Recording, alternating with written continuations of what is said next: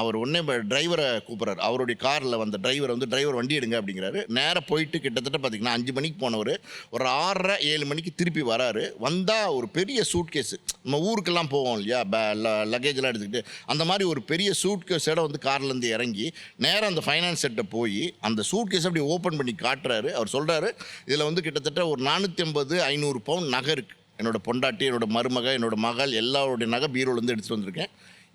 இது வந்து இந்த 4 லட்ச ரூபாய்க்கு மேலே ஒர்த்து. இதை நீங்கள் வச்சுக்கோங்க. நான் அந்த சூட் கேஸை கூட போட்டல, நான் உங்களை நம்புகிறேன். இதை நீங்கள் வச்சுக்கோங்க, கிளியரன்ஸ் லெட்டர் கொடுங்க. இது நான் உங்களுக்கு காலையில் 10:30 மணிக்கு நான் பணம் கொடுத்துட்டு இதை வாங்கிக்கிறேன். கொடுக்கலைன்னா அந்த நகையை நீங்கள் வச்சுக்கோங்க. இப்போ வந்து கிளியரன்ஸ் லெட்டர் கொடுங்க அப்படின்னோடனே அந்த நகையை வாங்கிட்டு அந்த ஃபைனான்சர் வந்து அன்றைக்கி வந்து உடனே கிளியரன்ஸ் லெட்டர் கொடுத்தாரு. 7 மணிக்கு பார்த்தீங்கன்னா பிரிண்ட் எல்லாமே டெலிவரி ஆச்சு. ஸோ இது வந்து இந்த மாதிரி ஒரு உதவி இது நடக்கும். சினிமாவில் வந்து பார்த்திங்கன்னா நிறைய நல்ல உள்ளங்கள்லாம் இருக்காங்க.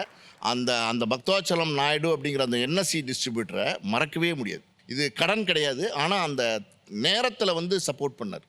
அது நம்ம என்ன செய்ய போகிறோன்னு கையறு நிலையில் இருக்கப்போ கிடைச்ச உதவி வந்து எத்தனை ஜென்ரேஷன் ஆனாலும் மறக்காதுல்ல. அதான் உங்களுக்கு மறக்கலை.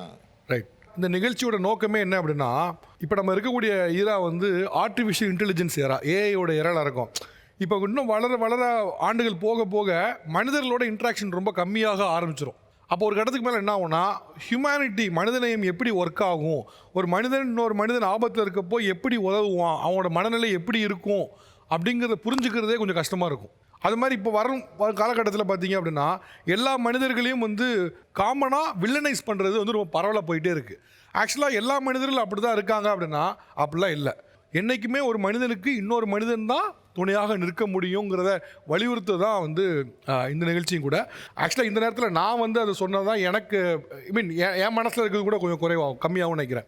இப்போ நான் ஒரு நல்ல சிச்சுவேஷனில் இருந்தாலும் கூட நான் பிறந்த புதுதில் நான் சின்ன வயதில் பிறந்த புதுதில் எங்கள் அப்பா ஃபேமிலி சிச்சுவேஷனில் அவனுக்கு பெரிய நல்ல சிச்சுவேஷன் இல்லை. அப்போ எங்கள் அம்மாவுக்கு வந்து அவ்வளவு தாய்ப்பால் சுரக்கலை. அப்போ அவங்களுக்கு வந்து பால் பவுடர் தான் வாங்க வேண்டிய சூழல் இருந்துச்சு. ஆனால் அந்த நேரத்தில் எங்கள் அப்பாவோட சிச்சுவேஷன் அவ்வளோ நல்ல சிச்சுவேஷன் இல்லை. பால் பவுடர் அப்போ வந்து ரொம்ப காஸ்ட்லியானது, அவ்வளோ ரொம்ப காஸ்ட்லியான பொருள் அது. அதை வாங்குறதுக்கு பெரிய வருமானம் இல்லை. அப்போ எங்கள் அப்பாவோட ஃப்ரெண்டு ஒருத்தர், வின்சென்ட்னு ஒருத்தர் இருந்தார்.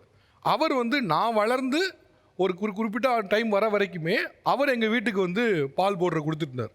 அதுக்கான காசை கொடுத்துட்டு இருந்தார், நீ வாங்கிக்கன்னு. ஒருவேளை நான் இப்போ அதை யோசித்து பார்க்கும்போது, ஒருவேளை எங்கள் அப்பாவோட ஃப்ரெண்டாக இருந்த அந்த வின்சென்ட் மாமா எனக்கு அதை செய்யாமல் இருந்திருந்தா மேபி நான் ஒரு ஊட்டச்சத்து குறைபாடு உள்ள ஒரு குழந்தையாக கூட இருந்திருக்க வாய்ப்பு இருக்குது. இவ்வளோ நல்லா பேசுறதுக்கான வாய்ப்பு கூட இல்லாமல் இருந்திருக்கலாம், நடக்கிறது கூட வாய்ப்பு இல்லாமல் இருந்திருக்கலாம்.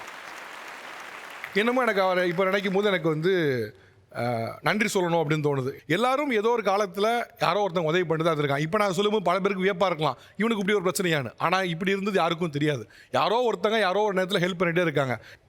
ரொம்ப நன்றி. நிகழ்ச்சியில் கலந்து கொண்ட இரு தரப்புக்கும் மனமார்ந்த நன்றி. அதே போல் நிகழ்ச்சியில் கலந்து கொண்ட சிறப்பு விருந்தினர் பாலாஜி அவர்களுக்கும் மனமார்ந்த நன்றி. தேங்க்யூ சார், ரொம்ப நன்றி.